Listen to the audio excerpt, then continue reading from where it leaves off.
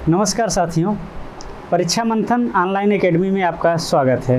जैसा कि आप जानते हैं, आपको पहले ही बता दिया गया था कि आपकी जो कंप्यूटर पर आधारित बैच है वो स्पेशल बैच आपके लिए स्टार्ट किया गया है, जो विभिन्न एग्ज़ाम्स के लिए होगा। आपको यहाँ पे डिस्प्ले किया गया है, आप देख रहे होंगे।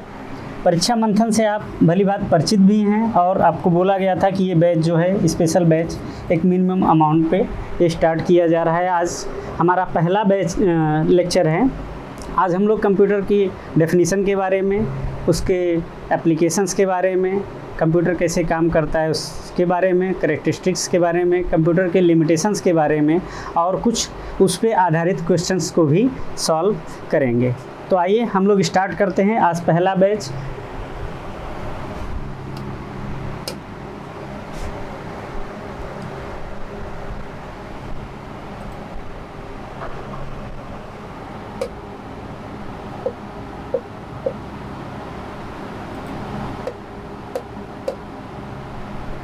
चलिए आज हम लोग शुरू करते हैं कंप्यूटर के बारे में ये जानने की कंप्यूटर है क्या। तो पहला चैप्टर जो हम लोग पढ़ेंगे इंट्रोडक्शन टू कंप्यूटर। कंप्यूटर के बारे में हम लोग छोटी छोटी जानकारियाँ आपसे साझा करेंगे। हम उसको हम लोग समझते हुए फिर आगे की तरफ हम लोग बढ़ते हैं, जिसमें पहला चैप्टर हमारा है कंप्यूटर एक परिचय, introduction to computer.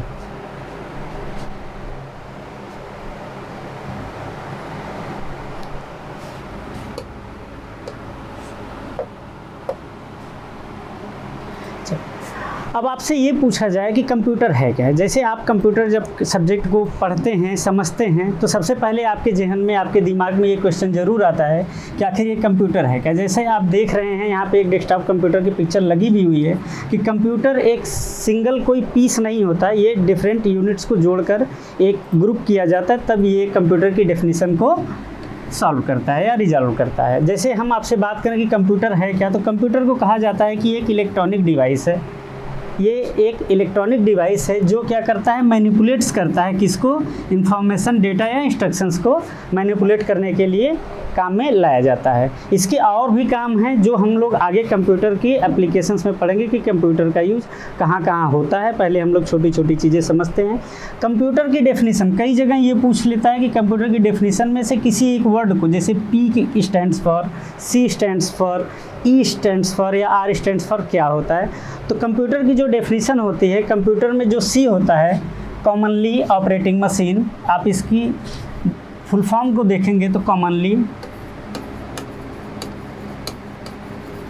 Operating machine,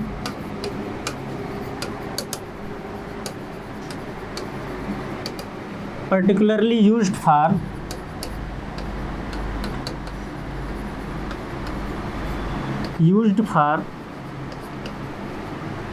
T for technical,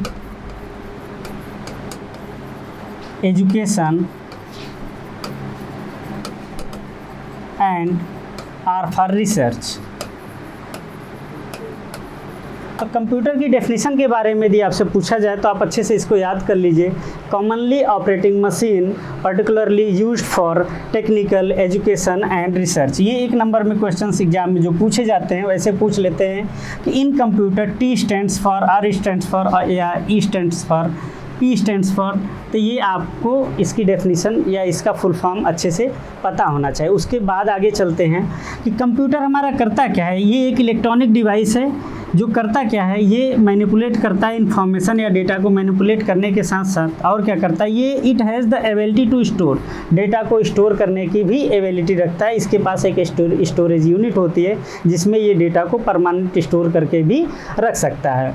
retrieve, data जो रखा हुआ है ऑलरेडी स्टोरेज में डेटा रखा हुआ है, उसको कंप्यूटर क्या करता है, रिट्राइव करके उस पर यदि कोई प्रोसेस करना है या उसको एग्जीक्यूट करना है या उस पर कोई भी मैनिपुलेशन करना है तो उसको मैनिपुलेट भी कर सकता है and process the data, data को प्रोसेस करता है।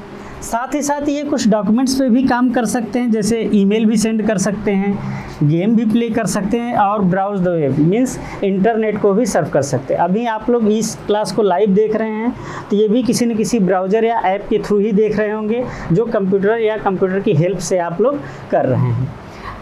ये साथ ही साथ हमारे जो है MS ऑफिस और भी सॉफ्टवेयर्स होते हैं जो हमारे कंप्यूटर पे यूज होते हैं। आप स्प्रेडशीट मीन्स आपका हो गया एक्सेल, प्रेजेंटेशन मीन्स आपका जो पावर पॉइंट आप लोग यूज करते हैं, इसको प्रेजेंटेशन भी बोला जाता है, और वर्ड या डॉक्यूमेंट, आप इस पे भी काम कर सकते हैं। यदि आपको टाइपिंग से रिलेटेड, यदि आपका रिज्यूमे बनाना है, ठीक है, कोई एप्लीकेशन लिखना है, तो आप लोग क्या यूज करते हैं, MS वर्ड ओपन करते हैं और वहाँ पे टाइप करते हैं और उसका प्रिंट आउट लेकर आपको जहाँ सबमिट करना हो कर देते हैं। यदि आपको टेबुलर रिलेटेड कोई डेटा कैलकुलेट करना है या टेबुलर फॉर्म में कोई डेटा को आपको स्टोर करना है, तो आप लोग उसके लिए ज़्यादातर एक्सेल प्रेफर करते हैं, जो ये MS ऑफिस पैकेज का सॉफ्टवेयर है। MS ऑफिस, माइक्रोसॉफ्ट ऑफिस में हम आपका क्या क्या आता है, वर्ड आता है, एक्सेल आता है, पावर पॉइंट, ये जो मेन है आप इसको यूज करते हैं। इसके अलावा और भी चीज़ें होती हैं, जैसे पिक्चर मैनेजर भी होता है, आउटलुक भी होता है, वेब मेल कॉन्फ़िगर करने के लिए। ये मेन जो है एक नॉर्मल यूज़र जो है यूज करता है। कंप्यूटर की उत्पत्ति की बात की जाए तो ये जो है एक कंप्यूट शब्द से लिया गया है। ये क्या है, एक ग्रीक वर्ड है, ग्रीक लैंग्वेज के ये जो है वर्ड है कंप्यूट, जिसका मतलब होता है गणना करना, कैलकुलेट करना, ठीक है। कंप्यूट का मतलब होता है गणना करना, और ये एक ग्रीक वर्ड है, इसी से कंप्यूटर नेम लिया गया और हिंदी में कंप्यूटर को संगणक कहा जाता है। तो आपको ये बात समझ में आ गई होगी, कंप्यूटर का जो फुल फॉर्म है वो क्या है, commonly operating machine particularly used for technical education and research. Computer करता क्या है, कंप्यूटर एक इलेक्ट्रॉनिक डिवाइस है जो डेटा मैनिपुलेट करता है या इंफॉर्मेशन इंस्ट्रक्शंस को क्या करता है, ये मैनिपुलेशन का काम करता है। साथ ही साथ डेटा को स्टोर करता है और रिट्राइव भी करता है, और डिफरेंट सॉफ्टवेयर्स को यूज करके हम और भी एप्लीकेशंस रन करें, जैसे MS ऑफिस के वर्ड, एक्सेल, पावर पॉइंट। यदि आप नेट यूज करते हैं तो आप वेब ब्राउज़र यूज कर सकते हैं, वो हो सकता है आपका क्रोम हो सकता है। वेब ब्राउज़र आप यूज करते हैं तो क्रोम हो सकता है या फायरफॉक्स, ढेर सारे ब्राउज़र आपके अवेलेबल हैं, ठीक है। फायरफॉक्स भी एक वेब ब्राउज़र है जिसके थ्रू हम लोग क्या करते हैं, वेब सर्च करते हैं या वेब यूज करते हैं। अब अगले चलते हैं, कंप्यूटर के ब्लॉक डायग्राम को समझते हैं कि कंप्यूटर हमारा कैसे वर्क करता है, डेटा कैसे इनपुट करता है, प्रोसेस करता है, आउटपुट देता है या डेटा को स्टोर करता है, उसको आगे समझते हैं।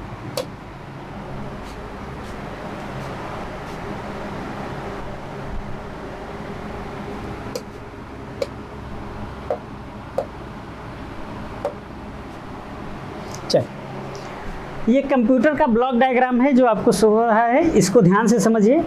सबसे पहले कंप्यूटर में एक यूनिट होती है जिसको हम लोग कहा जाता है इनपुट यूनिट, ठीक है, ये इनपुट यूनिट। फिर प्रोसेसर, कंप्यूटर हमारा एक प्रोसेस यूनिट होता है और आउटपुट यूनिट होता है। इसके साथ ही साथ एक स्टोरेज यूनिट होती है जो डेटा को स्टोर करके रखती है। अभी हम इसको और डिटेल में आगे की क्लासेस में पढ़ेंगे, पहले इसको एक हम लोग शॉर्ट में समझ लेते हैं कि कंप्यूटर करता क्या है। कंप्यूटर इनपुट डिवाइसेस के थ्रू, यहाँ पे आप देख सकते हैं कुछ इनपुट डिवाइसेस यहाँ पे रखी गई हैं। आप देख सकते हैं ये माउस है, ठीक है, ये क्या है, माउस है, और ये नीचे कीबोर्ड है।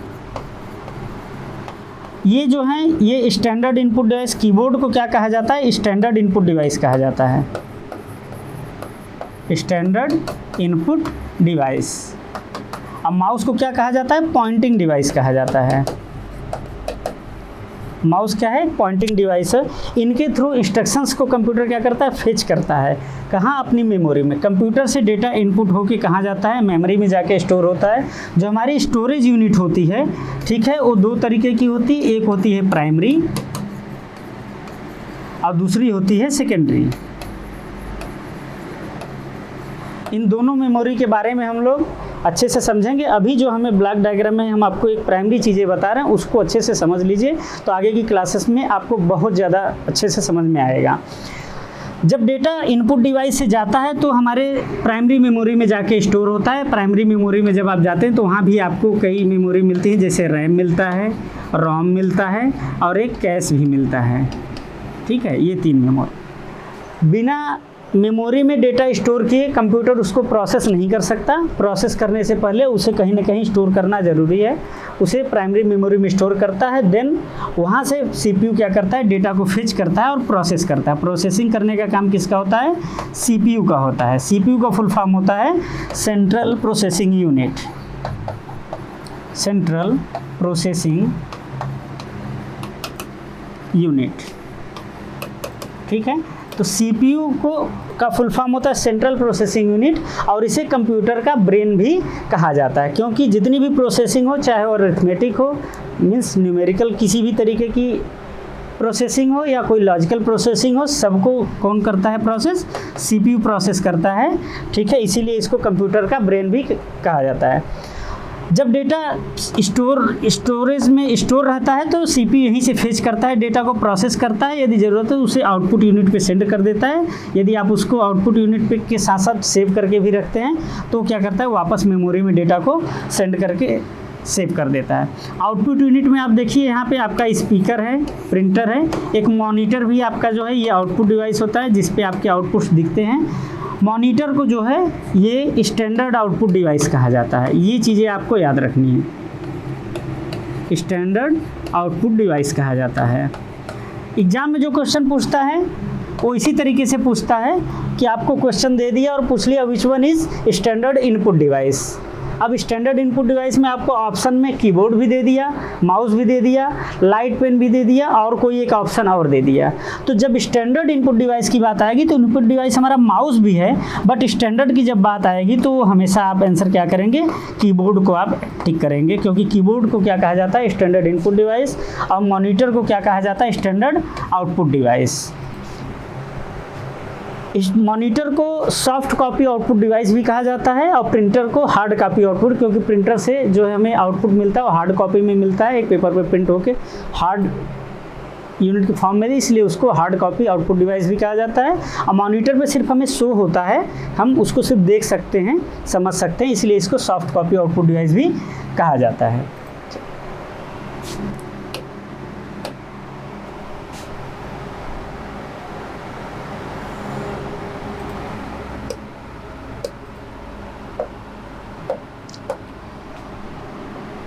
अब हम लोग बात करते हैं कि कंप्यूटर के कौन कौन से कंपोनेंट होते हैं। अभी हम लोगों ने समझा कि इनपुट डिवाइस होती है, प्रोसेसिंग डिवाइस होती है और आउटपुट डिवाइस होती है। इनपुट डिवाइस में हमारा जो डिफ़ॉल्ट या स्टैंडर्ड इनपुट डिवाइस हमारा कीबोर्ड होता है। डिफ़ॉल्ट वर्ड से भी पूछा जा सकता है कि which one is standard input device या डिफ़ॉल्ट इनपुट डिवाइस, तो आप कीबोर्ड आंसर करेंगे। उसी में ये देखें तो हमारा जो कंप्यूटर है वो हार्डवेयर, सॉफ्टवेयर और डेटा के फॉर्म में डिवाइडेड है, ठीक है। हमारा कंप्यूटर क्या है, एक फिजिकल कंपोनेंट है जो डिफरेंट यूनिट को यूज करके क्या ग्रुप करके बनाया गया है। उसके साथ साथ इसको चलाने के लिए सॉफ्टवेयर की भी ज़रूरत होती है और कुछ इंस्ट्रक्शंस या डेटा की भी ज़रूरत होती है। तो सबसे पहले हम समझते हैं कि कंप्यूटर हार्डवेयर क्या है, ठीक है। जब कंपोनेंट की बात करते हैं तो कंप्यूटर हमारा जो है सॉफ्टवेयर, हार्डवेयर और डेटा के रूप में ये क्लासीफाई किया गया है। समझते हैं हम लोग कि हार्डवेयर क्या है। ऐसी कोई भी चीज़ें, जैसे यहाँ पे लिखा है आप देख सकते हैं, फिजिकल कंपोनेंट या ऐसी कोई भी चीज़ें कंप्यूटर में जिसको आप क्या करें, टच करके देख सकें, टच करें और देख भी सकें कि ये फिजिकल यहाँ पे एग्जिस्ट है। जब आप टच कर उसे छू सकते हैं और देख सकते हैं, तो ऐसे सभी डिवाइसेस को क्या कहा जाता है, हार्डवेयर कहा जाता है। या ऐसे यूनिट्स या ऐसे जो भी डिवाइसेस कनेक्टेड हैं उनको क्या कहा जाता है, हार्डवेयर कहा जाता है। Physical components of a computer to which we can see and touch, ठीक। तो आपको ये समझ में आ गया होगा कि हार्डवेयर क्या है, जिसको हम लोग क्या करें, टच कर सकें, जिसको हम लोग देख सकें और छू सकें, जिसको हम लोग छू सकें और देख सकें, वो सभी क्या होती हैं, हार्डवेयर होती हैं। जैसे हमारा कीबोर्ड भी हार्डवेयर यूनिट है, माउस भी है, मॉनिटर भी है, CPU हमारा जो सेंट्रल प्रोसेसिंग यूनिट होता है CPU, वो भी हमारा क्या है, हार्डवेयर है। Printer, speaker, motherboard, hard disk drive, processor, ये सभी क्या है, हमारे क्या है, हार्डवेयर है। यहाँ पे एक वर्ड आया है मदरबोर्ड। मदरबोर्ड वो सर्किट होती है जिससे हमारे सारे डिवाइसेस क्या होते हैं, कनेक्ट होते हैं, चाहे वो कंप्यूटर के अंदर लगे हुए हों, चाहे कंप्यूटर में हम बाहर से कनेक्ट करें, वो हमेशा सभी क्या होते हैं, मदरबोर्ड के डिफरेंट सर्किट पे क्या होते हैं, वो कनेक्टेड होते हैं। आप यहाँ देख सकते हैं ये क्या है, ये सिस्टम की कूलिंग फैन है जो सिस्टम को कूल करता है, CPU के अंदर की गर्म हवा को बाहर की तरफ खींचता है। ये फ्लॉपी ड्राइव है, ये भी हार्डवेयर है। CPU हीट सिंक है, CPU के ऊपर एक फ़ैन लगा होता है जो CPU को कूल करने के लिए काम में लिया जाता है, वो भी क्या है, एक हार्डवेयर यूनिट है। उसके ऊपर क्या होता है, एक फ़ैन लगा होता है जो उसको हवा देता है, और CPU हमारा क्या होता है, कूल रहता है। साथ ही साथ ये हार्ड डिस्क ड्राइव है जो हमारा डेटा स्टोर करने के काम आती है। ये भी एक क्या है, हार्डवेयर है। ऑप्टिकल ड्राइव जो सीडी या डीवीडी को रीड करने के लिए हम लोग ड्राइव यूज करते हैं, वो भी हार्डवेयर डिवाइस के ही, हार्डवेयर की ही कैटेगरी में आएगा। हमारा रैम भी हार्डवेयर है और हमारे क्या हैं, प्रोसेसर्स भी जो हैं वो सभी क्या हैं, सब हार्डवेयर्स हैं। ये पावर सप्लाई है जिसको SMPS बोलते हैं। SMPS का फुल फॉर्म होता है switch mode power supply, switch mode power supply. ये भी क्वेश्चन पूछा जाता है, इसका फुल फॉर्म SMPS का, तो इसको भी आप लोग अच्छे से याद रखेंगे। SMPS का फुल फॉर्म क्या होता है, स्विच मोड पावर सप्लाई। अभी हम लोगों ने हार्डवेयर के बारे में जाना। हार्डवेयर हमारा क्या होता है, मैंने बताया कि जिस डिवाइस को आप टच कर सके, देख सके, ऐसी सभी डिवाइसेस कंप्यूटर में हार्डवेयर डिवाइस कही जाती हैं, हार्डवेयर कहे जाते हैं। ठीक है, उसमें आपके ये डिफरेंट आपके क्या हैं, डिवाइसेस आपको बताई गई कि ये सभी क्या हैं, हार्डवेयर हैं। चलिए आगे की तरफ चलते हैं।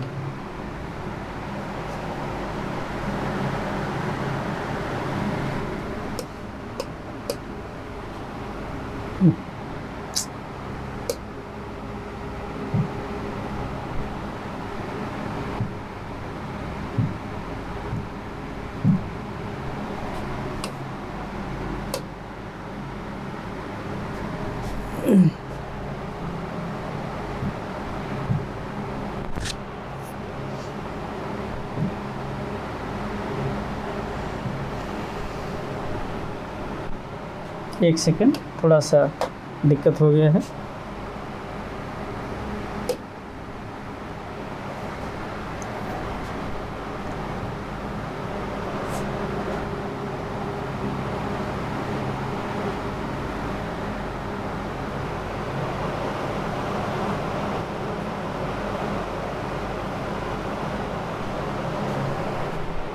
अनुपम सर भेजिए।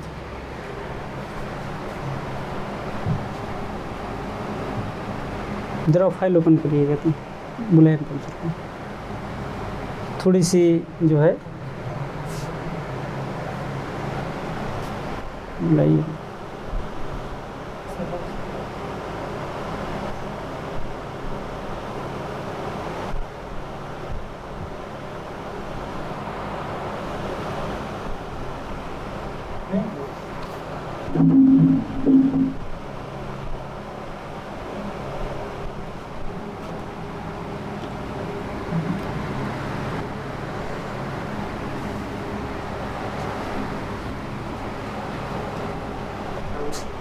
डिस्प्ले से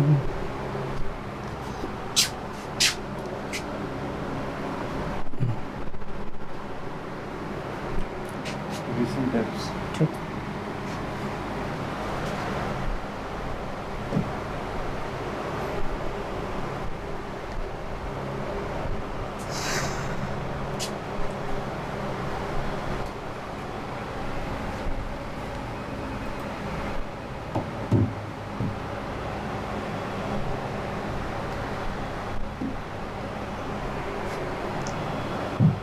आइकन नहीं आ रहा है, आइकन नहीं आ रहा है।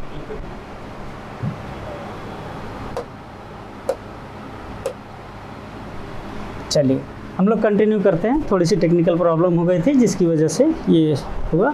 आगे की तरफ हम लोग चलते हैं। अभी हम लोगों ने हार्डवेयर के बारे में पढ़ा कि हार्डवेयर क्या होता है। तो मैंने बताया कि जो फिजिकल कंपोनेंट होते हैं वो सभी क्या हैं, हार्डवेयर्स हैं। डिफरेंट हार्डवेयर्स के नेम भी मैंने आपको बताया, जैसे SMPS है, मदरबोर्ड है, हार्ड डिस्क है, और भी devices, keyboard, mouse, monitor, printer, ये सभी क्या है, हार्डवेयर डिवाइसेस हैं।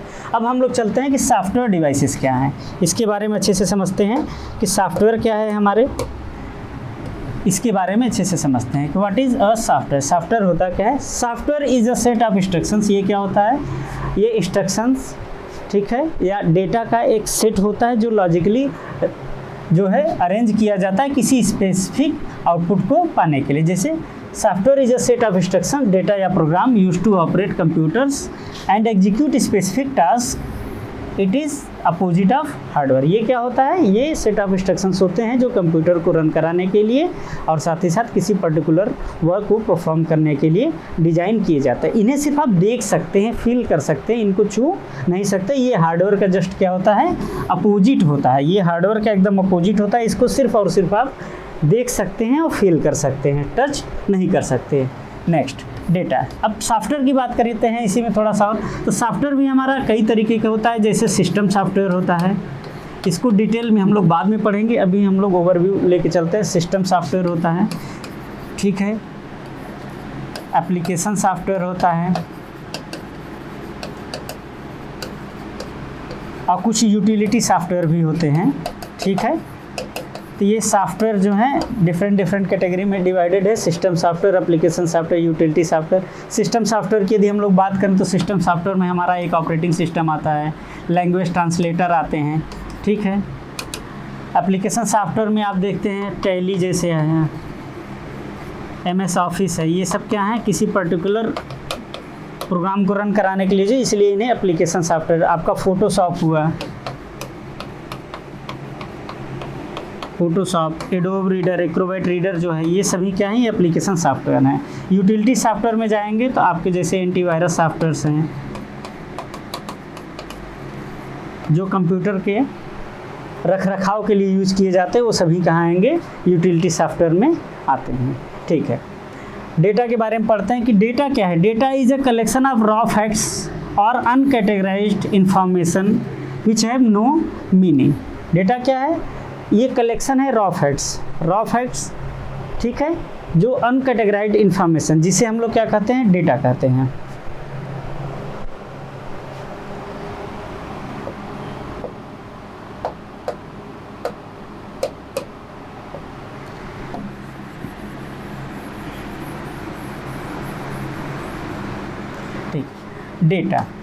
डेटा क्या होता है, data is just a raw fact. ये क्या है, एक रॉ मटेरियल होता है जो अरेंज नहीं होता किसी लॉजिकल ऑर्डर, जिसकी कोई स्पेशल मीनिंग नहीं होती। जब डेटा को कंप्यूटर एग्जीक्यूट करता है, इस पर प्रोसेसिंग परफॉर्म करता है, तो इसको कन्वर्ट करके डेटा को क्या करता है, इंफॉर्मेशन में कन्वर्ट कर देता है, जो हमारा क्या होता है, एक मीनिंगफुल डेटा होता है, ठीक है। तो डेटा को कहा जाता है, data is just a raw fact which have no special meaning, या ये अनकैटेगराइज्ड इंफॉर्मेशन होता है जिसकी कोई स्पेशल मीनिंग नहीं होती। आफ्टर प्रोसेसिंग ये क्या होता है, ये इंफॉर्मेशन में कन्वर्ट हो जाता है, जो हमारे लिए क्या होता है, यूजफुल होता है। अब समझते हैं कुछ इंपॉर्टेंट नोट कि इंफॉर्मेशन क्या होती है। Processed data is known as information. जब डेटा प्रोसेस हो जाता है, प्रोसेस कंप्लीट होने के बाद वो क्या होता है, इंफॉर्मेशन में कन्वर्ट हो, जिसकी एक स्पेशल या कुछ मीनिंग हो, मीनिंगलेस ना हो, तो ऐसे डेटा को क्या कहा जाता है, इंफॉर्मेशन कहा जाता है। इंस्ट्रक्शंस क्या होते हैं, जो कंप्यूटर को, जो भी CPU को हम लोग कंप्यूटर में इनपुट डिवाइसेस के थ्रू डेटा या इंस्ट्रक्शंस देते हैं, जो भी चीज़ें हम लोग एज ए इनपुट देते हैं कंप्यूटर को, सभी क्या कहलाते हैं, इंस्ट्रक्शंस कहलाते हैं। The information given to computer using keyboard और input devices are known as instruction. जो भी इंफॉर्मेशन या डेटा हम लोग कंप्यूटर की इनपुट डिवाइसेस को यूज करके हम लोग कंप्यूटर को देते हैं प्रोसेस करने के लिए, वो सभी क्या कहलाते हैं, जस्ट इंस्ट्रक्शंस कहलाते हैं। प्रोग्राम क्या होता है, ये set of logically related instructions are known as program. अभी मैंने बताया कि डेटा क्या था, डेटा जो है जस्ट अ रॉ फैक्ट, जो प्रॉपर अरेंज ना हो, जिसकी कोई स्पेशल मीनिंग ना हो। जब वो डेटा प्रोसेस्ड हो जाता है तो वो इंफॉर्मेशन में कन्वर्ट होता है, जिसकी एक स्पेशल मीनिंग होती है या मीनिंगफुल होता है। जो मीनिंगलेस होता है, अनकैटेगराइज्ड होता है, वो डेटा होता है। लेकिन इस तरीके से जितनी भी इंफॉर्मेशन या डेटा हम कंप्यूटर के इनपुट डिवाइस के थ्रू कंप्यूटर को प्रोसेस करने के लिए भेजते हैं, वो सभी चीज़ें क्या कहलाई जाती हैं, वो सभी इंस्ट्रक्शंस कहलाए जाते हैं, ठीक है। उन सभी को क्या कहा जाता है, इंस्ट्रक्शंस कहा जाता है। और प्रोग्राम क्या होता है, set of logically related instructions या set of instructions are known as program. जब लॉजिकली रिलेटेड इंस्ट्रक्शंस को एक सेट में अरेंज कर दिया जाता है, जो किसी स्पेशल पर्पज़ के लिए, स्पेशल वर्क या टास्क को परफॉर्म करने के लिए यूज किया जाता है, तो उसे क्या कहा जाता है, प्रोग्राम कहा जाता है, ठीक।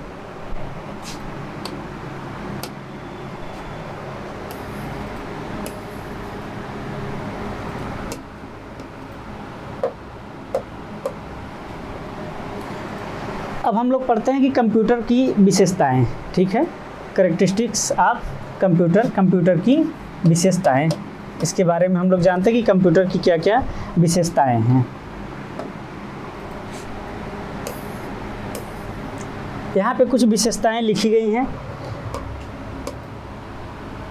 जिनको हम लोग डिस्कस करते हैं, फिर उसके बाद एक एक करके इसके बारे में और डिटेल में समझते हैं। यहाँ पे पहला है हाई स्पीड। जैसा आप जानते हैं कि कंप्यूटर एक हाई स्पीड डिवाइस है, ये किसी भी काम को बहुत तेज़ी से करती है। किसी इंसान कोई एक इंसान जिस काम को 10 दिन ले सकता है काम को प्रोसेस करने में, उसको कंप्यूटर कुछ ही टाइम में कैलकुलेट कर सकता है। एक्यूरेसी, कंप्यूटर क्या है कि जो भी आउटपुट देता है वो एक्यूरेट देता है। हम डिटेल में आगे की तरफ चलते हैं। ऑटोमेशन, कंप्यूटर किसी भी काम को क्या करता है, ऑटोमेटिक, आप उसको ऑपरेशन एग्जीक्यूशन के लिए इनपुट दे दीजिए, वो ऑटोमेटिक उसको क्या करता है, एग्जीक्यूट करता रहता है। स्टोरेज कैपेबिलिटी, कंप्यूटर जो है स्टोर करने की भी क्षमता होती है, क्योंकि कंप्यूटर में हमारा क्या होता है, मेमोरी यूनिट होता है जो डेटा को स्टोर करके रख सकता है। नेक्स्ट है डिलीजेंस, एजिलिटी, लगन, किसी भी काम को ये बड़ी लगन से करता है। एक ही काम को बार बार देंगे तो ये क्या करता है, इसे ये नहीं लगता कि हम एक ही काम को बार बार कर रहे हैं या हमसे एक ही टास्क को बार बार का, ऐसा कुछ नहीं है। ये किसी बड़े मन से काम करता है, जो भी इनपुट आप दे देंगे उस पर ये प्रोसेस करता है। वर्सेटिलिटी, विविधता। रिलायबिलिटी, विश्वसनीयता, जो भी आप इनपुट देंगे उससे जो करेक्ट आउटपुट होगा वो आपको देगा। ये कंप्यूटर काफ़ी विश्वसनीय है, अपने से डेटा में कोई छेड़छाड़ नहीं करता है। पेपरलेस वर्क, कंप्यूटर के आ जाने से आप लोग समझ सकते हैं कि हमारे पेपर कम से कम यूज होने लगे। किसी भी काम को हम लोग कंप्यूटर में आसानी से कर सकते हैं। रिपीटिशन, ये किसी भी काम को बार बार भी कर सकते हैं। आप एक ही काम को दिन भर के लिए लगा दीजिए, शाम तक उसी को बार बार करना है तो ये करेगा, ठीक है। और सिक्रेसी, गोपनीयता, ये डेटा को क्या करता है, सीक्रेट करके या सिक्रेसी के साथ रखता भी है। जब तक यूजर उसका सही पासवर्ड न दे कोई इसको एक्सेस नहीं कर सकता। जिसके पास इस कंप्यूटर का पासवर्ड होगा वही कंप्यूटर को डेटा को यूज कर सकता है। आइए इसके बारे में हम लोग एक एक करके समझते हैं।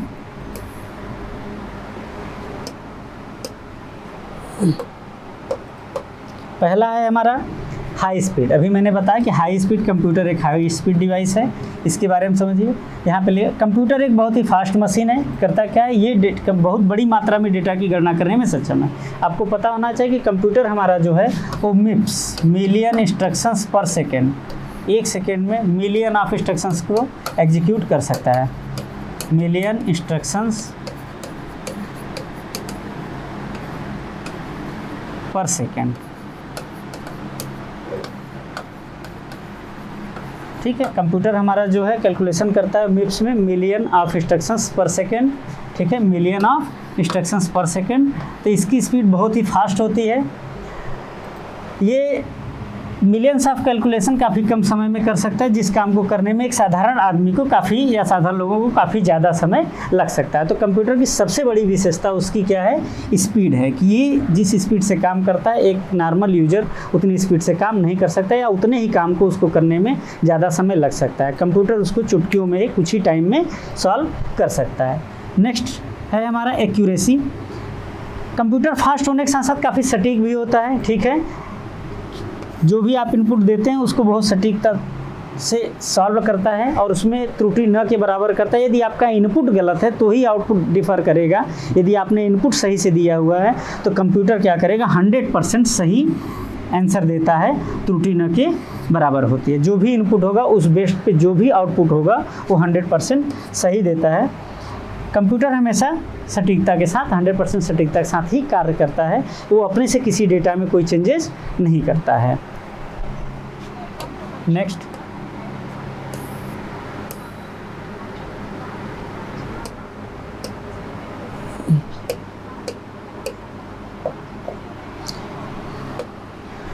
ऑटोमेशन। कंप्यूटर जिसको हिंदी में हम लोग बोलते हैं स्वचालन। कंप्यूटर एक स्वचालित मशीन है। मैंने पहले ही बताया कि कंप्यूटर में जो भी इनपुट आपने एक बार दे दिया तो क्या करेगा, उसको आराम से एग्जीक्यूट करेगा। कंप्यूटर अपने सभी कार्यों को स्वचालित रूप से करता है। इसका मतलब यह है कि कंप्यूटर को एक बार कार्य शुरू कर दिया तो बिना किसी मानवीय हस्तक्षेप को उसको क्या करेगा, कंप्लीट करेगा। उसको इनपुट मिल गया, जो भी इनपुट मिला उसको क्या करेगा, वो प्रोसेस करेगा और फाइनली आपको क्या करेगा, आउटपुट देगा। बीच में किसी भी हस्तक्षेप की उसकी ज़रूरत नहीं पड़ती। स्टोरेज कैपेबिलिटी मैंने बताया था अभी जब कि कंप्यूटर के पास ये भी एक बहुत बड़ी विशेषता है कि डेटा को स्टोर करके रखना। किसी भी डिवाइसेस में जो स्टोरेज यूनिट होती है वो उसकी बहुत ही इम्पॉर्टेंट जो है यूनिट होता है डेटा को स्टोर। कंप्यूटर बड़ी मात्रा में डेटा स्टोर करके रख सकता है, जो कंप्यूटर की सबसे बड़ी विशेषता है, ठीक है। डेटा को स्टोर करना एक बहुत बड़ी विशेषता है कंप्यूटर। आप फ्यूचर में उस डेटा को सेव करके रख दीजिए, फ्यूचर में जब भी ज़रूरत पड़े कंप्यूटर से रिट्राइव करिए या डेटा को रिट्राइव कर सकते हैं, उसको दोबारा प्रोसेस कर सकते हैं। तो ये स्टोरेज कैपेबिलिटी हमारे कंप्यूटर की सबसे बड़ी विशेषता है। कंप्यूटर के अंदर हम कई तरह के डेटा को स्टोर कर सकते हैं। जैसे क्या क्या रख सकते हैं हम लोग, इमेजेस, जैसे फ़ोटो, हम लोगों ने अपने फ़ोटो क्लिक करके कंप्यूटर में परमानेंट स्टोर करके रख सकते हैं। वीडियोस बना के रख सकते हैं, ठीक है। टेक्स्ट फाइल्स बना के रख सकते हैं, ऑडियो फाइल्स और डिफरेंट फाइल्स हम लोग कंप्यूटर में क्या करते हैं, रख सकते हैं, जिनको फ्यूचर में जब भी ज़रूरत पड़े हम उसको ओपन करके यूज कर सकते हैं। कंप्यूटर एक इंसान की तुलना में काफ़ी मात्रा में डेटा स्टोर करके रख सकता है, काफ़ी मात्रा में डेटा स्टोर करके रख सकता है। कंप्यूटर जो है, हम लोग चीज़ें याद करके रखते हैं, भूल जाते हैं, लेकिन कंप्यूटर में एक बार आपने डेटा को सेव कर दिया तो परमानेंट स्टोर रहता है, जब ज़रूरत पड़े आप उसको ओपन करके आप यूज कर सकते हैं। नेक्स्ट,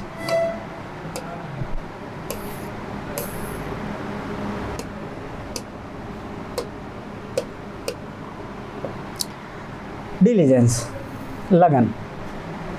कंप्यूटर जो है हम मनुष्यों की तरह थकता नहीं है। हम लोग के अंदर क्या है, ह्यूमन जो नेचर है, थोड़ी देर काम किए थक गए, पानी पीना है, थोड़ा घूमने जाना है, ठीक है। कंप्यूटर के अंदर ऐसा कुछ नहीं है। कंप्यूटर एक बार काम पे आप उसको ऑन कर दीजिए, इनपुट दे दीजिए, वो दिन रात प्रोसेस करता रहेगा, उसके अंदर थकान नाम की चीज़ नहीं होती। कंप्यूटर बिना रुके, बिना थके, बिना किसी त्रुटि या बोरियत के लगातार काम कर सकता है, ठीक है। हमारे ह्यूमन नेचर से नहीं है कि हम थोड़ा सा काम किए थक गए तो हमें रेस्ट चाहिए, कंप्यूटर के साथ ऐसा नहीं है।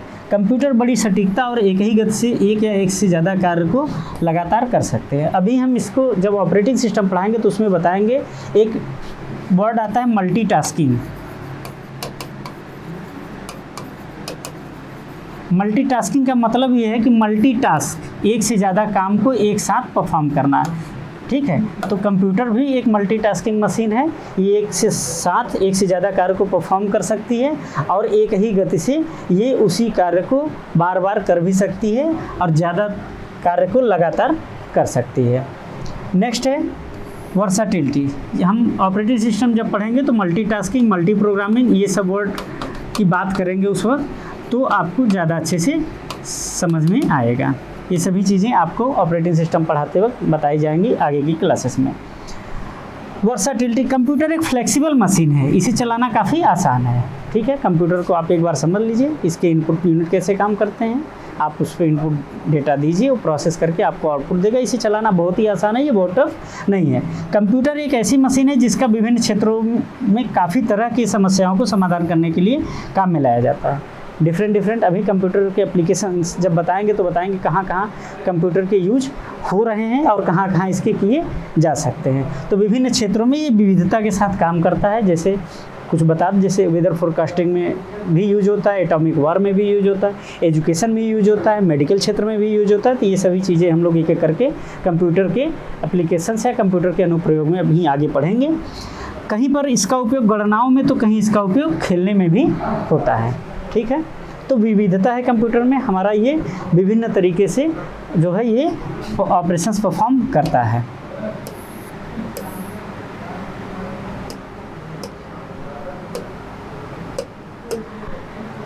रिलायबिलिटी, कंप्यूटर हमारी एक बहुत ही विश्वसनीय मशीन है, ठीक है। कंप्यूटर अपनी विशाल स्टोरेज क्षमता और सटीकता के कारण काफ़ी विश्वसनीय मशीन है, ठीक है। इसमें डेटा को एक बार आपने स्टोर करके रख दिया तो ये खुद से कोई डेटा चेंजेस नहीं करता। हाँ, इसमें कोई वायरसेस ना हो, ठीक है, जिसके लिए आपको यूटिलिटी सॉफ्टवेयर की ज़रूरत पड़ती है। जब डेटा आपका स्टोर करके एक बार रखा हुआ है तो डेटा आपका सेफ रहता है और स्टोरेज क्षमता इसकी काफ़ी अच्छी होती है। इसमें डेटा ह्यूमन से बहुत ज़्यादा डेटा स्टोर करके रखा जा सकता है।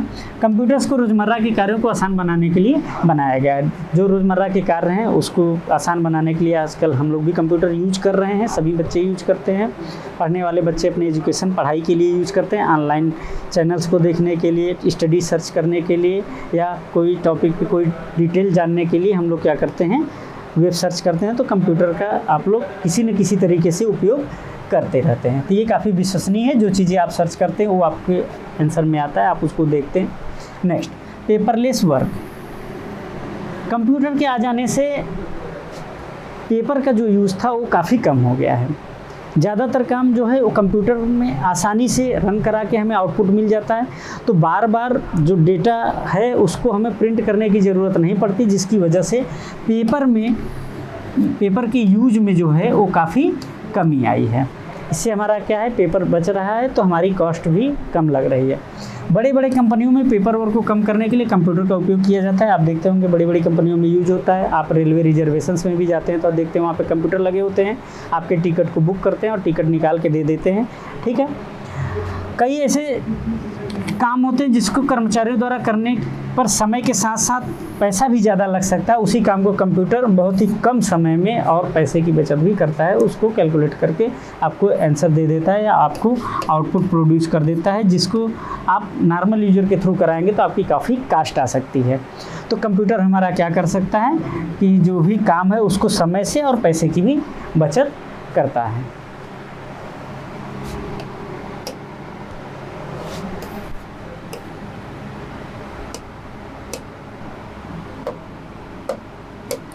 नेक्स्ट है रिपीटिशन, पुनरावृत्ति। ठीक है, कंप्यूटर को आदेश देकर एक ही तरह के कार्य बार बार और तीव्रता से कराए जा सकते हैं। कंप्यूटर के साथ ऐसा नहीं है कि वो आज ये काम कर दिया तो कल नहीं करेगा। ठीक है, ऐसा नहीं है। दिन रात आपको एक ही काम करवाना है, आप उसको इनपुट देते रहिए, वो आउटपुट वो प्रोसेसिंग करता रहेगा और आपको आउटपुट देता रहेगा। वो कभी बोरियत भी फील नहीं करता और क्या करता है, रिपीटिशन में ये नहीं कहेगा आपसे कि एक ही काम को हमसे क्यों बार बार कराया जा रहा है। कंप्यूटर एक मशीन है।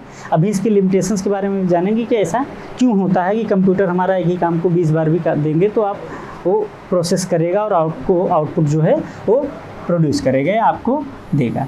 नेक्स्ट है हमारा सिक्रेसी। ठीक है, पासवर्ड के प्रयोग द्वारा कंप्यूटर के कार्य को गोपनीय बनाया जा सकता है। ठीक है, आप पासवर्ड का यूज़ करके कंप्यूटर में जो भी डेटा है उसको आप सेव करके रख सकते हैं। ठीक, जब तक पासवर्ड दूसरे यूजर को नहीं पता होगा वो आपके कंप्यूटर में रखे डेटा को एक्सेस नहीं कर सकता। पासवर्ड के प्रयोग से कंप्यूटर में रखे डेटा और कार्यक्रमों को केवल पासवर्ड जानने वाला व्यक्ति ही देख या बदल सकता है। तो इसीलिए कंप्यूटर को एक सीक्रेट मशीन भी कहा जाता है। ये सिक्रेसी के साथ भी मेंटेन करती हैं और कंप्यूटर में जो भी डेटा रखा होता है वो काफ़ी सिक्योर होता है। ठीक है, ये अभी हम लोगों ने कुछ इसके जो है विशेषताएं जाना कि कंप्यूटर में क्या क्या विशेषताएं हैं। इसके बाद हम लोग कंप्यूटर की लिमिटेशंस की भी बारे में बातें करेंगे कि कंप्यूटर के क्या क्या सीमाएं हैं, क्या क्या लिमिटेशंस हैं।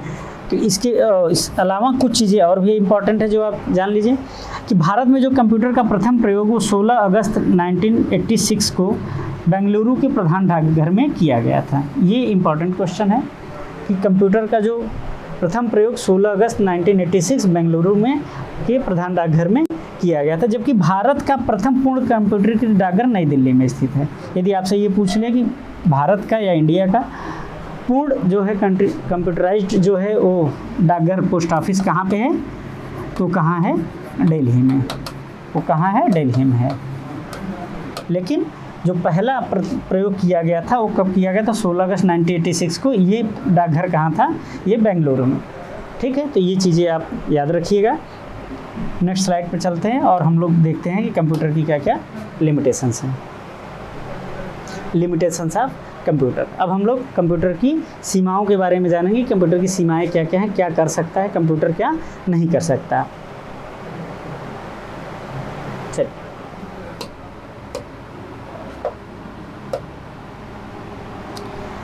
कंप्यूटर की सीमाएं। लैक ऑफ इंटेलिजेंस, ये कंप्यूटर की सबसे बड़ी जो है ये लिमिटेशन है। कंप्यूटर में बुद्धिमत्ता की कमी, मीन्स कंप्यूटर के पास कोई आईक्यू नहीं होता। कंप्यूटर के पास कोई आईक्यू नहीं होता, नो आईक्यू, नो आईक्यू। इसके पास कोई भी इंटेलिजेंस क्वालिटी नहीं होती। ये अपने से सोच नहीं सकता, किसी भी डेटा में कोई चेंजेज नहीं कर सकता। यदि आप चाहे कुछ इनपुट इसको दें और कुछ ये खुद से ले ले तो ऐसा नहीं है। जो भी आप इनपुट देंगे सिर्फ उसी पे वो प्रोसेस करेगा, अलग से कुछ भी नहीं सोचेगा कि कल का काम इसको भी आज ही करके हम लोग चलते हैं, ऐसा कुछ नहीं। जितना आप इनपुट देंगे सिर्फ उतने पे ही प्रोसेस करेगा और आपको आउटपुट देगा। जैसा आप इनपुट देंगे वैसा इनपुट। यदि आप करेक्ट इनपुट देते हैं तो उस इनपुट के अकॉर्डिंग जो भी करेक्ट आउटपुट होगा वो आपको एज अ आउटपुट प्रोड्यूस करके आपको देगा। यदि आपने इनपुट ही गलत डाला है, यदि आप 2+2 दे रहे हैं और आप चाह रहे हैं कि आंसर इसका 6 आए तो नहीं होगा। 2+2 4 है तो आंसर 4 ही आएगा। ठीक है। कंप्यूटर एक मशीन है, उसमें मनुष्य के समान बुद्धिमत्ता मीन्स इंटेलिजेंस नहीं है। यह केवल यूजर द्वारा दिए गए निर्देशों का पालन करता है। जो भी आप इनपुट देंगे उसको क्या करेगा, ये प्रोसेस करके सिर्फ आपको ये आउटपुट प्रोड्यूस करेगा। इसके अलावा ये खुद से कुछ भी नहीं सोचता, अपने से ये कोई डिसीजन नहीं लेता। ठीक, तो ये हमारी जो है लैक ऑफ इंटेलिजेंस, ये हमारी सबसे कंप्यूटर की सबसे बड़ी क्या है, ये लिमिटेशंस है। Lack of common sense, computer के पास अपने कोई कॉमन सेंस नहीं है कि सामने वाला लड़की है लड़का, उसको एक ऑब्जेक्ट, आप एक यूजर हैं, आप उसको ऑपरेट कर रहे हैं, जो भी इनपुट देंगे वो इनपुट पे काम करेगा, उसको और किसी चीज़ से मतलब नहीं है। डेटा आप स्टोर कर रहे हैं, यदि आप वहाँ पे नाम लिख रहे हैं कि शुभम, तो शुभम एक लड़का है, लेकिन वहीं पर आपने आरती लिख दिया तो ये नहीं समझ पाएगा कि आरती एक लड़की है और शुभम एक लड़का है। जो आप डिफाइन करेंगे उसी को एज ए इनपुट लेता है, अपने से कुछ भी डिसीजन नहीं लेता। लैक ऑफ कॉमन सेंस, सामान्य बोध की कमी। यह भी जानना जरूरी है कि कंप्यूटर कोई भी गलती नहीं करता है, लेकिन अगर यूजर उसे गलत काम लेता है तो उसे कॉमन सेंस नहीं है कि वो गलत काम कर रहा है या सही काम कर रहा है। यदि आपने किसी गलत काम के लिए इनपुट दिया तो उसे उसका आउटपुट देगा, उसे सही गलत का कोई डिसीजन या उसके अंदर जो बोध नहीं है। कंप्यूटर को आपने यदि नहीं बताया कि सीमा एक लड़की, तो उसे बाय डिफ़ॉल्ट लड़का ही समझेगा या जो भी होगा बाय डिफ़ॉल्ट उसको आप उसके ऑप्शंस में जाके देंगे कि हाँ ये लड़का है ये लड़की है, तभी उसको समझेगा। जो भी इनपुट देंगे उसको कंप्यूटर अपने से कुछ भी डिसीजन नहीं लेगा कि कौन लड़का है कौन लड़की, कौन सही इनपुट है कौन गलत इनपुट है। जो आपने इनपुट दिया वो सही है या गलत है, इसमें कोई भी डिसीजन वो अपने खुद से नहीं लेता। उसके अंदर कॉमन सेंस नहीं है कि आपके इनपुट को करेक्ट कर दे और उसके अकॉर्डिंग सही आउटपुट दे, कुछ नहीं। जो आपने इनपुट दिया उसी को सही मानकर उस पर प्रोसेसिंग करेगा और उसके अकॉर्डिंग जो भी आउटपुट होगा वो आपको क्या करेगा, प्रोड्यूस करेगा। इसीलिए कंप्यूटर को कहा जाता है कि कंप्यूटर एक बुद्धिमान मशीन नहीं है। ठीक है, यह सही या गलत के पहचान करने में अच्छा है। यहाँ पे की ऐसे, ठीक है, तो यह सही और गलत के पहचान कंप्यूटर नहीं कर पाता। जो भी आप इनपुट देंगे उसी के अकॉर्डिंग वो करेक्ट आउटपुट देगा, उसके अलावा अपने से खुद से कोई भी डिसीजन नहीं लेता। नेक्स्ट,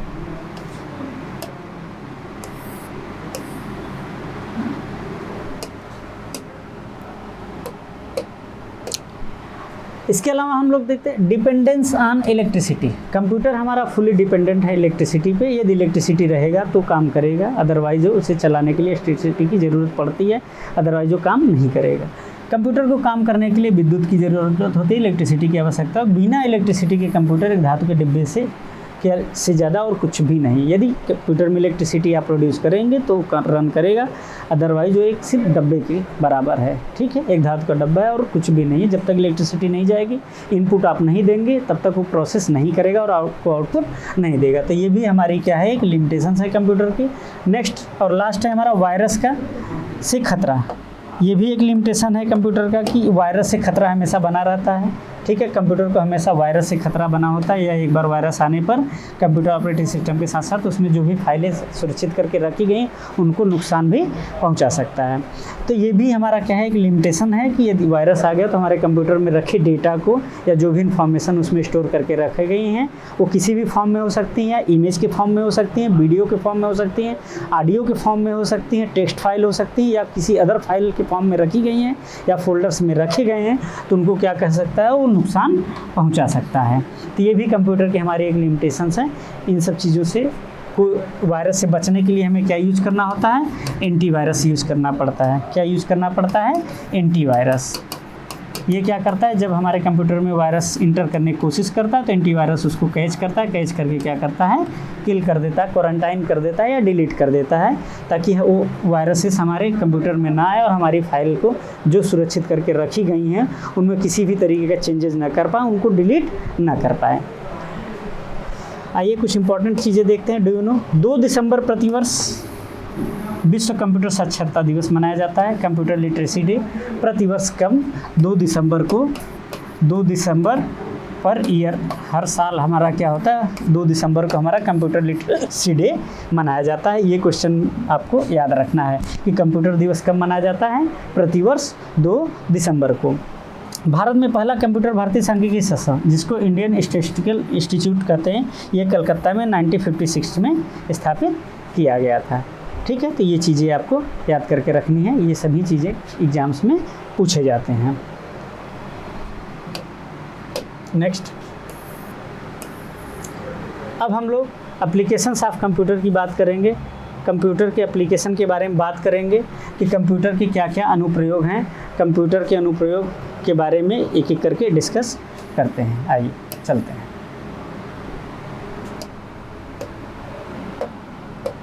कंप्यूटर के अनुप्रयोग, इसको समझते हैं और एक एक करके देखते हैं। आजकल आप लोग देख ही रहे हैं कि कंप्यूटर का जो है उपयोग विभिन्न क्षेत्रों में हो रहा है। ठीक है, विभिन्न क्षेत्रों में कंप्यूटर का उपयोग धड़ल्ले से हो रहा है। उन्हीं चीज़ों को हम लोग डिस्कस करते हैं कि कहाँ कहाँ हो रहा है। वर्तमान में शायद ही कोई ऐसा जो है क्षेत्र न हो जहाँ पे कंप्यूटर का यूज़ ना हो रहा हो। हर जगह कंप्यूटर का यूज़ बहुत ही धड़ल्ले से किया जा रहा है। ठीक है, तो ये कंप्यूटर, कोई ऐसा क्षेत्र अभी इस टाइम पे तो ऐसा नहीं लग रहा है कि जिसमें कंप्यूटर का यूज़ ना हो रहा हो।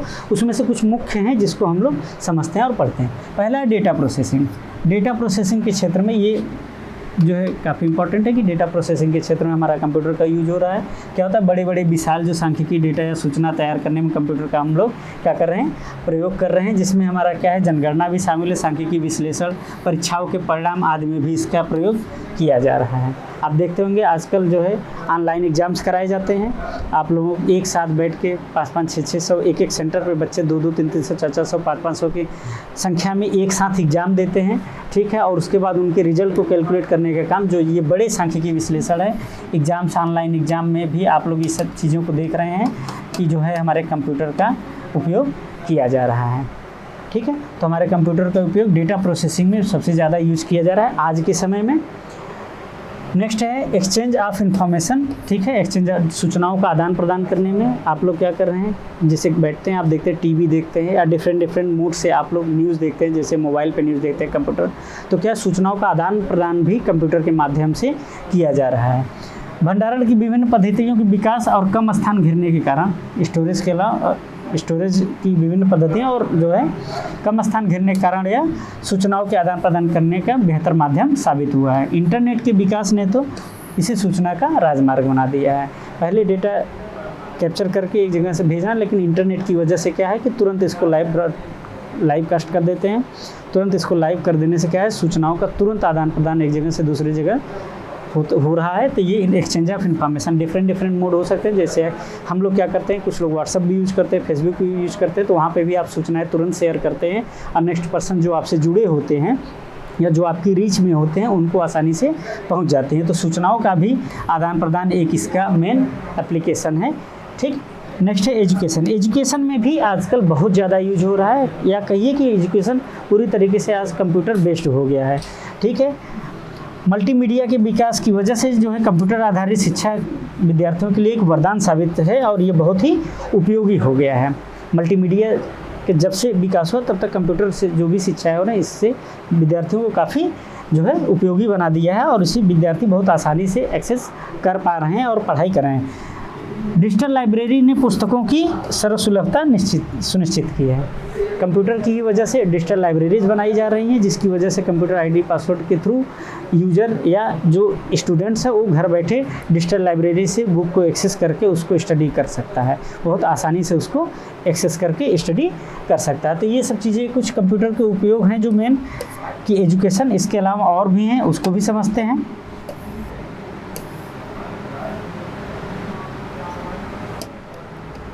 Scientific research. नेक्स्ट है क्या, साइंटिफिक रिसर्च। साइंटिफिक रिसर्च वैज्ञानिक अनुसंधान। अभी हम लोगों ने पढ़ा, जैसे लास्ट एजुकेशन पढ़ा कि एजुकेशन के क्षेत्र में भी कंप्यूटर का काफ़ी उपयोग हो रहा है और डिजिटल लाइब्रेरी जो है इससे क्या है, बच्चों को या शिक्षार्थियों को या अभ्यर्थियों को, जो भी पढ़ने वाले बच्चे हैं उनके लिए काफ़ी उपयोगी बना दिया गया। नेक्स्ट हम लोग पढ़ते हैं साइंटिफिक रिसर्च, वैज्ञानिक अनुसंधान के बारे में। कंप्यूटर पढ़ाई लिखाई के साथ साथ विज्ञान के अनेक जटिल रहस्यों को सुलझाने में भी इसकी सहायता ली जा रही है, फौरी तरीके से ली जा रही है, हर जगह यूज किया जा रहा है। कंप्यूटर में परिस्थितियों का उचित आकलन भी संभव हो पाता है, जो भी आप इनपुट देते हैं उसका सही आकलन करके ये आपके आउटपुट देता है और आपका समय भी बचता है। तो वैज्ञानिक अनुसंधान में भी इसका धड़ल्ले से यूज़ किया जा रहा है। नेक्स्ट बैंकिंग में आप सभी लोग जानते होंगे, सभी बच्चे अक्सर बैंक गए ही होंगे, वहाँ देखते होंगे कि देखिए हर एक काम कंप्यूटर से किया जा रहा है और कितनी आसानी से कम समय में चीज़ों को एग्जीक्यूट किया जा रहा है। कंप्यूटर के अनुप्रयोग ने बैंकिंग क्षेत्र में क्रांति ला दी है। एटीएम तथा ऑनलाइन बैंकिंग, चेक के भुगतान, रुपया गिनना और पासबुक एंट्री में कंप्यूटर का जो है प्रयोग निरंतर किया जा रहा है। आप जाते हैं कंप्यूटर पासबुक प्रिंट कराने के लिए तो देखिए कंप्यूटर से 2 मिनट में तुरंत लगाते हैं पासबुक और प्रिंट करके आपको दे देते हैं। साथ ही साथ आप ऑनलाइन ट्रांजैक्शन भी कर रहे हैं तो इंटरनेट की और कंप्यूटर की ही मदद से ये सब संभव हो पाया है। यदि आप यूपीआई ऐप यूज कर रहे हैं, डिफरेंट ऐप यूज कर रहे हैं तो भी कंप्यूटर की ही वजह से संभव हो पाया है। नेक्स्ट है मेडिसिन। चिकित्सा के क्षेत्र में भी कंप्यूटर का काफ़ी उपयोग है और बहुत ही अच्छे उपयोग हैं। जैसे शरीर के अंदर के रोगों का पता लगाने, उसका विश्लेषण और निदान में कंप्यूटर का विस्तृत प्रयोग हो रहा है। CT scan, ultrasound, x ray machine और विभिन्न जांच में कंप्यूटर का प्रयोग किया जा रहा है। आप लोग आसानी समझ सकते हैं, जब आप कभी मेडिकल कहीं जाते हैं अल्ट्रासाउंड करना तो देखिए मशीन आपके शरीर पे टच कराते हैं और डिजिटली उनको जो है रिपोर्ट मिलने लगती है कहाँ क्या चीज़ें, तो पेट के अंदर की चीज़ें या शरीर के अंदर की चीज़ों को भी आसानी से उसको स्टडी कर पा रहे हैं और उसका विश्लेषण किया जा रहा है और उसका निदान भी किया जा रहा है। तो मेडिसिन क्षेत्र में भी कंप्यूटर का उपयोग किया जा रहा है। साथ ही साथ डिफेंस और रक्षा के क्षेत्र में भी, रक्षा अनुसंधान, वायुयान नियंत्रण, मिसाइल, रडार आदि के क्षेत्र में भी कंप्यूटर का प्रयोग किया जा रहा है। ठीक है, तो मिसाइल और जो एरोप्लेन होते हैं इनको भी नियंत्रण करने के काम में कंप्यूटर का काफ़ी यूज किया जा रहा है। जो रडार होता है, सोनार होता है, ये सब चीज़ें भी कंप्यूटर की ही वजह से संभव हो पाए। इन सब के बारे में बाद में समझेंगे कि रडार क्या है, सोनार क्या है, ये सब चीज़ें के बारे में आगे की क्लासेस में डिटेल से समझेंगे। नेक्स्ट चलते हैं।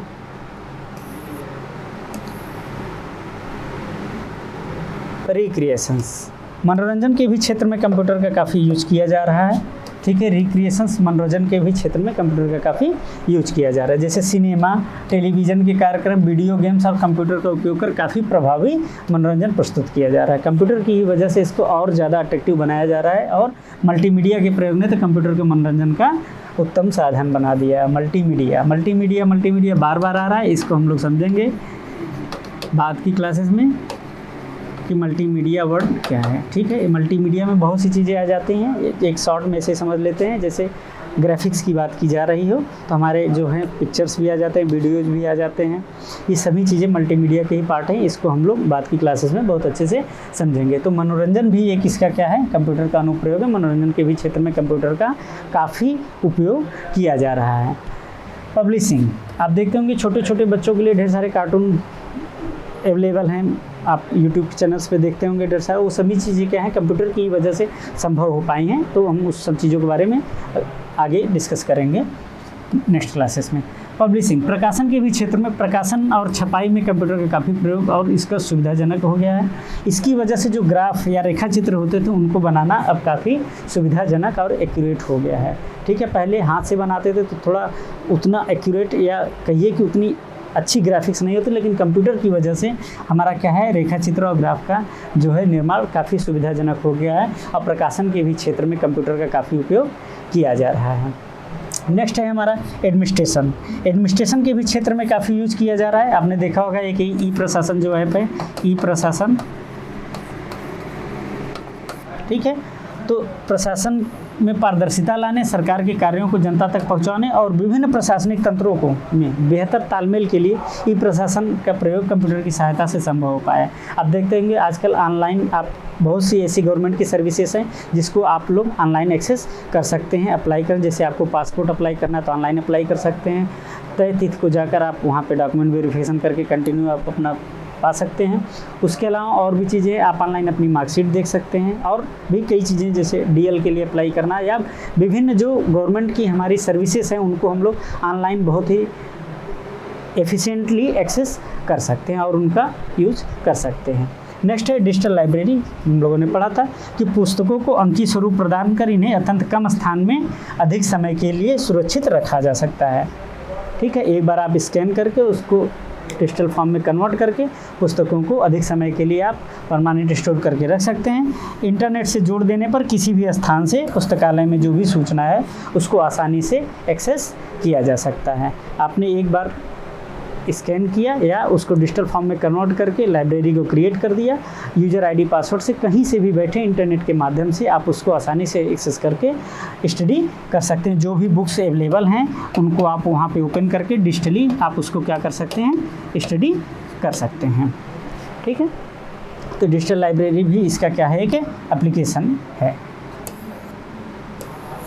आइए, अभी तक तो हम लोगों ने कंप्यूटर के बारे में समझा कि कंप्यूटर है क्या, कंप्यूटर की जो है हम लोग डायग्राम को समझे कि कंप्यूटर हमारा काम कैसे करता है, इनपुट क्या होता है, प्रोसेस क्या होता है, आउटपुट क्या होता है। उसके बाद हम लोगों ने कंप्यूटर की जो है विशेषताएं देखी कि कंप्यूटर हमारा काफ़ी तेज़ चलता है, और भी डिफरेंट विशेषताएं थी कि स्टोरेज कैपेसिटी होती है, एक्यूरेसी होती है, ठीक है, रिलायबल होता है, रेपिटेशन वर्क, ये सभी विशेषताओं के साथ साथ हम लोगों ने कंप्यूटर की लिमिटेशंस को भी देखा कि कंप्यूटर के पास कोई भी कॉमन सेंस नहीं होता, कंप्यूटर के पास अपनी कोई बुद्धि नहीं होती, नो आईक्यू होता है।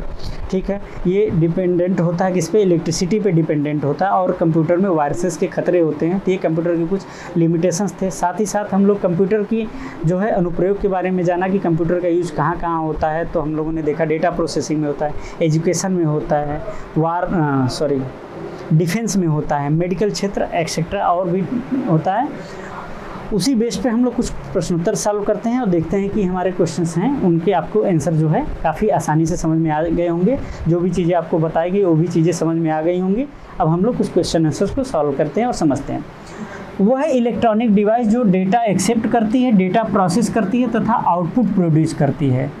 ठीक है, आउटपुट को भविष्य में प्रयोग के लिए स्टोर करके रखती है। ध्यान से देखिए, मैंने बताया था CPU या CPU हमारा क्या करता है, ये प्रोसेसिंग का काम करता है। सिर्फ ये क्या करता है, प्रोसेसिंग का काम करता है। लेकिन कंप्यूटर से क्या करता है, इनपुट डिवाइस के थ्रू इनपुट जाता है, CPU प्रोसेसिंग करके आपको क्या देता है, आउटपुट देता है। ठीक है, ये पूरी प्रोसेस कौन करता है, हमारा कंप्यूटर करता है। तो इलेक्ट्रॉनिक डिवाइस की बात की जा रही है कि कौन सी इलेक्ट्रॉनिक डिवाइस है जो डेटा एक्सेप्ट करती है, डेटा को प्रोसेस भी करती है और आउटपुट प्रोड्यूस करती है, और आउटपुट को फ्यूचर भविष्य में प्रयोग के लिए स्टोर भी करती है। तो उसका आंसर क्या होगा, कंप्यूटर। सिर्फ यदि आपसे पूछता कि डेटा को प्रोसेस करने का काम कौन करता है तो उसका आंसर होता प्रोसेसिंग। लेकिन पूछ रहा है कि एक्सेप्ट करती है, डेटा प्रोसेस करती है और आउटपुट प्रोड्यूस करने के साथ साथ आउटपुट को भविष्य में प्रयोग के लिए स्टोर भी करके रखती है। तो इसका आंसर क्या होगा, कंप्यूटर। अब हम समझ सकते हैं कि आप लोगों को काफ़ी अच्छे से समझ में आ गया होगा। अब आंसर आप लोग आसानी से दे सकते हैं। आपके कंप्यूटर का प्रत्येक घटक, या तो कंप्यूटर में मैंने बताया कि कंप्यूटर हमारा क्या है, हार्डवेयर है, सॉफ्टवेयर, डेटा। ठीक है, मेन हमारा क्या है, हार्डवेयर है या सॉफ्टवेयर है, दो चीज़ें। कंप्यूटर हमारा क्या है, हार्डवेयर या सॉफ्टवेयर। तो हार्डवेयर मैंने बताया था कि हार्डवेयर क्या होता है, हार्डवेयर मैंने बताया था कि जिसको हम लोग क्या करें, टच कर सकें और सी कर सकें, टच एंड सी, तो उसे क्या कहा जाता है, हार्डवेयर कहा जाता है। सॉफ्टवेयर क्या होता है, जिसे हम लोग सिर्फ देख सकें या फील कर सकें, इसको आप टच नहीं कर सकते, ये हार्डवेयर के जस्ट उल्टा होता है। सॉफ्टवेयर को आप क्या कर सकते हैं, टच नहीं कर सकते हैं, वो क्या होता है, सॉफ्टवेयर। तो हमारा कंप्यूटर या तो हार्डवेयर या सॉफ्टवेयर में डिवाइडेड है। सॉफ्टवेयर क्या होता है, हार्डवेयर को रन कराने के लिए यूज़ किया जाता है। सॉफ्टवेयर भी कई तरीके के होते हैं, system software, application software, utility software, ऐसे डिफरेंट कैटेगरी। सिस्टम सॉफ्टवेयर में हमारे ऑपरेटिंग सिस्टम आता है, ठीक है, और उसके बारे में हम लोग बाद में क्लासेस में समझेंगे। अभी हम लोग आगे तरफ चलते हैं। कंप्यूटर के बुनियादी कार्य क्या है, कंप्यूटर करता क्या है, बुनियादी कार्य क्या है। मैंने बताया अभी कि इनपुट लेता है, मीन्स डेटा को स्वीकार करता है, डेटा को सूचना में प्रोसेस करता है, प्रोसेसिंग करता है, डेटा और सूचना को स्टोर करता है और सूचना का विश्लेषण करता है। तो ये सब इसके क्या है, मेन जो है कार्य हैं कंप्यूटर के। जो बुनियादी कार्य हैं यही है कि इनपुट लेना, प्रोसेसिंग करना, आउटपुट करना या उस पर जो भी विश्लेषण करना, ये सभी इसके क्या है, मेन जो है बुनियादी कार्य हैं।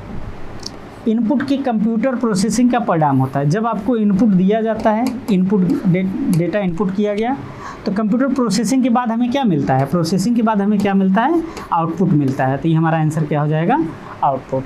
ठीक है, इनपुट में प्रोसेस होने के बाद हमें क्या मिलता है, आउटपुट। तो इसका आंसर हो जाएगा output. Next question, computer process का बुनियादी लक्ष्य है। ठीक है। कंप्यूटर प्रोसेस मीन्स जो प्रोसेस होता है तो उसका कार्य क्या होता है, प्रोसेस होता किस लिए, ये क्या करता है, डेटा को सूचना में या डेटा को इंफॉर्मेशन में कन्वर्ट करने के लिए। डेटा क्या होता है, डेटा मैंने बताया कि data is just a raw fact.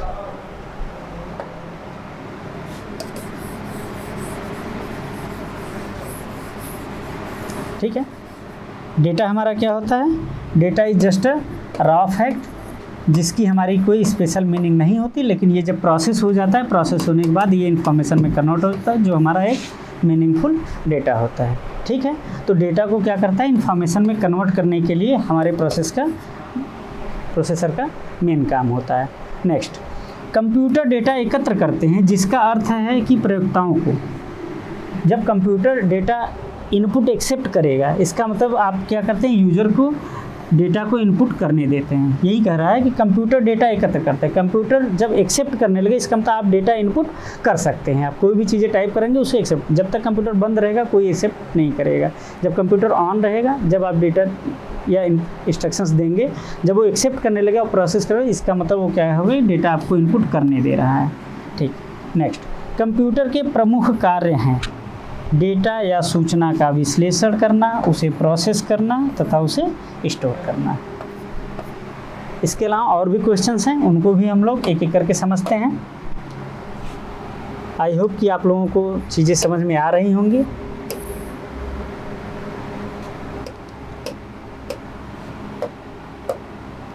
Next, meaningful ढंग से, अर्थपूर्ण ढंग से व्यवस्थित या प्रस्तुत किए गए डेटा को क्या कहा जाता है। मैंने बताया था कि डेटा जो होता है, ठीक है, सिर्फ डेटा की बात करें तो ये रॉ फैक्ट होती है जो हमारी क्या होती है, ये अनकैटेगराइज्ड होती है। ठीक है, ये अनकैटेगराइज्ड होती है। ठीक है, ये अनकैटेगराइज्ड होती है, लेकिन इसी को जब प्रोसेस कर दिया जाता है, प्रोसेस करने के बाद इसको क्या हो जाता है, ये कैटेगराइज फॉर्म में हो जाता है, एक लॉजिकल फॉर्म में हो जाता है, जिसे हम लोग क्या कहते हैं, इन्फॉर्मेशन कहते हैं। ठीक है, इन्फॉर्मेशन हमेशा मीनिंगफुल होता है, डेटा हमारा मीनिंगफुल नहीं होता, अनफॉर्मेटेड टेक्स्ट होता है। कंप्यूटर डेटा को मैनिपुलेट करता है जिसे कहा जाता है प्रोसेसिंग। मैनिपुलेशन करने के काम को क्या कहा जाता है, प्रोसेसिंग। प्रोसेसिंग करने का काम कौन करता है, हमारा CPU करता है। CPU भी अलग अलग पार्ट में डिवाइडेड है, जैसे ALU, CU, MU, इन सब के बारे में आगे पढ़ेंगे। Arithmetic and logic unit, control unit, memory unit, इन सब के बारे में आगे की क्लासेस में डिटेल में स्टडी करेंगे। तो कंप्यूटर जो डेटा को मैनिपुलेट करता है उसको क्या कहा जाता है, प्रोसेसिंग करना कहा है। कंप्यूटर प्रोसेस द्वारा इंफॉर्मेशन में परिवर्तित करता है, किसको, डेटा को। मैंने भी बताया कि जो डेटा होता है उसको जब प्रोसेस कर दिया जाता है तो प्रोसेस करने के बाद जो आउटपुट निकल के आता है वो क्या होता है, हमारा इन्फॉर्मेशन।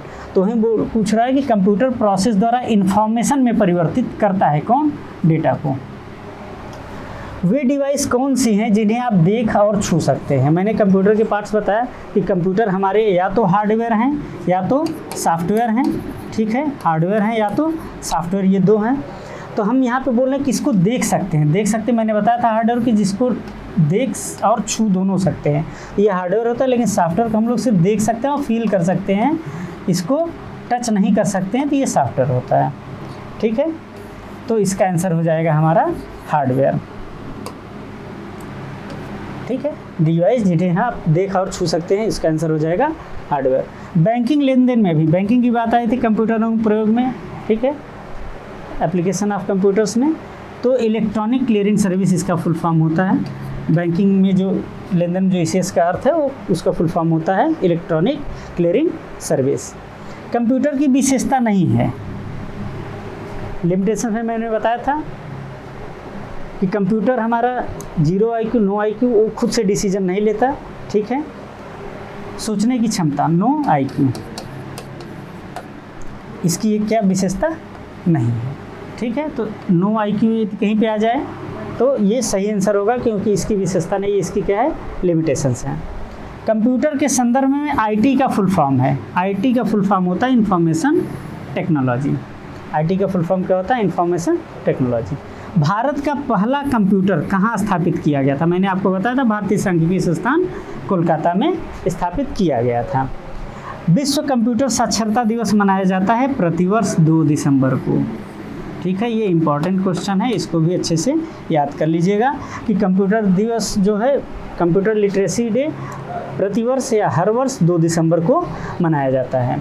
कंप्यूटर तथा इंटरनेट का प्रयोग करने वाले लोगों के बीच का अंतर, जो लोग कंप्यूटर यूज करते हैं, ठीक है, इंटरनेट यूज करते हैं, और जो लोग इंटरनेट यूज नहीं करते हैं, उनके बीच का जो गैप है उसको डिजिटल डिवाइड बोला जाता है। ठीक है, डिजिटल डिवाइड बोला जाता है। जो लोग कंप्यूटर इंटरनेट यूज करते हैं, और आपके ही आसपास कुछ लोग ऐसे भी होंगे जो कंप्यूटर और इंटरनेट कभी यूज नहीं करते, तो आपके और उनके बीच का जो एक डिवाइड है, एक गैप है, उसको डिजिटल डिवाइड बोला जाता है। तो आज की क्लासेस में हम लोगों ने कंप्यूटर इंट्रोडक्शन में चीज़ें पढ़ी कि कंप्यूटर के डेफिनेशन को पढ़ा, फिर कंप्यूटर के डायग्राम को देखा कि कैसे इनपुट प्रोसेस आउटपुट, ये प्रोसेसिंग का तरीका क्या है, कंप्यूटर कैसे काम करता है, कंप्यूटर की विशेषताओं के बारे में जाना, कंप्यूटर की सीमाओं के बारे में जाना कि उसके लिमिटेशंस क्या हैं, कैरेक्टरिस्टिक्स के साथ साथ हम लोग लिमिटेशंस के भी बारे में जानना। उसके बाद कंप्यूटर के एप्लीकेशंस या कंप्यूटर के अनुप्रयोग के भी बारे में अच्छे से डिस्कस किया, साथ ही साथ कुछ क्वेश्चंस और आंसर की भी हम लोगों ने जो है चर्चा की। उम्मीद है या मैं आशा करता हूँ कि आप लोगों को ये सब चीज़ें समझ में आई होंगी। ठीक है, और उम्मीद करता हूँ कि आगे क्लास में भी आप लोग बने रहेंगे और अच्छे से हम लोग इसको कंप्लीट करेंगे। इसके अलावा कुछ चीज़ें और डिस्कस कर लेते हैं। परीक्षा मंथन ऑनलाइन एकेडमी, इसके बारे में आप सभी लोग परिचित हैं, भली भांति परिचित हैं। आप सभी लोगों को ये पता ही है कि आप लोग एंड्रॉयड ऐप से जो है आप परीक्षा मंथन ऑनलाइन जो है इसके ऐप को, परीक्षा मंथन ऑफिशियल नाम से है ऐप, इसको आप लोग अपने मोबाइल पे डाउनलोड कर सकते हैं। और इसमें डिफरेंट जो भी कोर्सेस हमारे यहाँ अभी जो चलाए जा रहे हैं, उसमें आर.ओ. का एक स्पेशल बैच, साथ ही साथ कंप्यूटर पे आधारित, ज्ञान पर आधारित ये स्पेशल बैच चल रहा है। तो आप लोग वहाँ पे जाकर चीज़ों को एक्सेस कर सकते हैं। ठीक है, कंप्यूटर पे जो ज्ञान पर आधारित स्पेशल बैच है, ये आपका ये डिफरेंट स्टेट्स के एग्ज़ाम, यूपीएससी, स्टेट पीएससी, ठीक है, SSC, bank, railway, super TET, triple C, DSSB के जो एग्ज़ाम होते हैं दिल्ली बोर्ड कराता है, उसमें केंद्रीय विद्यालय संगठन, नवोदय विद्यालय समिति, क्लैट के एग्ज़ाम, ठीक है, या जुडिशियल जो भी एग्ज़ाम है या जो भी कम्पिटिटिव एग्ज़ाम्स आयोजित किए जा रहे हैं, उनमें जो भी क्वेश्चंस पूछे जाते हैं उसको लेकर हम लोग इसको आए हैं। और एक मिनिमम मात्र 399 की फीस में इसको हम लोग आपके लिए लाए हैं। हम लोग यहाँ पे बच्चों की सुविधाओं को ध्यान में रख के इस बैच को लेकर आए हैं। इससे हमें धन अर्जित करना हमारा उद्देश्य नहीं है। हमारा उद्देश्य ये है कि हम लोग कम से कम में आपके पास ये सुविधा को पहुँचाएँ और घर बैठे आप इसको स्टडी करके आपके लिए, ये अपने लिए जो भी ये लाभान्वित आप हो सकें। ठीक है, साथ ही साथ आप ये भी ध्यान रखिएगा कि कंप्यूटर के अलावा हमारा जो है एक और बैच चल रहा है। ठीक है, आप इस देख सकते हैं, मैंने आपको पहले ही बताया कि जो है आप इसके ऐप को कहाँ से डाउनलोड कर सकते हैं। आप प्ले स्टोर में जाके, गूगल प्ले स्टोर, ये भी iOS के लिए अवेलेबल नहीं है, ये एंड्रॉयड के लिए अवेलेबल है। आप जाकर वहाँ से परीक्षा मंथन ऑफिशियल का जो है ऐप है उसे डाउनलोड कर सकते हैं। यदि किसी भी तरीके की आपको कोई प्रॉब्लम आ रही है, ठीक है, किसी भी तरीके की यदि आप प्रॉब्लम फेस कर रहे हैं, तो आप यहाँ पे दिए गए नंबर, जो ये व्हाट्सअप नंबर है, आप इस पर मैसेज भेज के अपनी जो भी क्वेरी है, आप कॉल भी कर सकते हैं। ये आपकी सुविधा के अनुसार है, आप कॉल करके या इस पर मैसेज भेज करके भी अपनी क्वेरी को सॉल्व कर सकते हैं।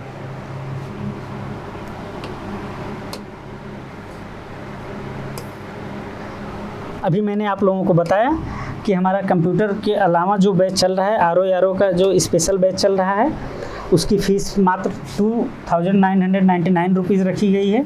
ठीक है, आपको मैंने ये भी बताया कि कहाँ से डाउनलोड करना है, और इस ऐप को इंस्टॉल करके आप अपने मोबाइल पर अच्छे से देख सकते हैं। किसी भी प्रॉब्लम को यदि आप फेस कर रहे हैं, किसी भी तरीके की प्रॉब्लम आपको आ रही है, तो आप इस नंबर पे कॉल करके या व्हाट्सएप मैसेज के थ्रू आप इस जो भी प्रॉब्लम उसको सॉल्व कर सकते हैं। ये बैच आपका 2 अगस्त से शुरू हो चुका है। प्रतिदिन 3 कक्षाएं हैं, 240 प्लस घंटे की कक्षाएं हैं। 3 माह में इस कोर्स को कंप्लीट किया जाएगा। तो आप इसकी ज़्यादा जानकारी के लिए आप इस नंबर पर संपर्क कर सकते हैं। ठीक है, तो आज की क्लास यहीं ओवर करते हैं। बहुत बहुत धन्यवाद।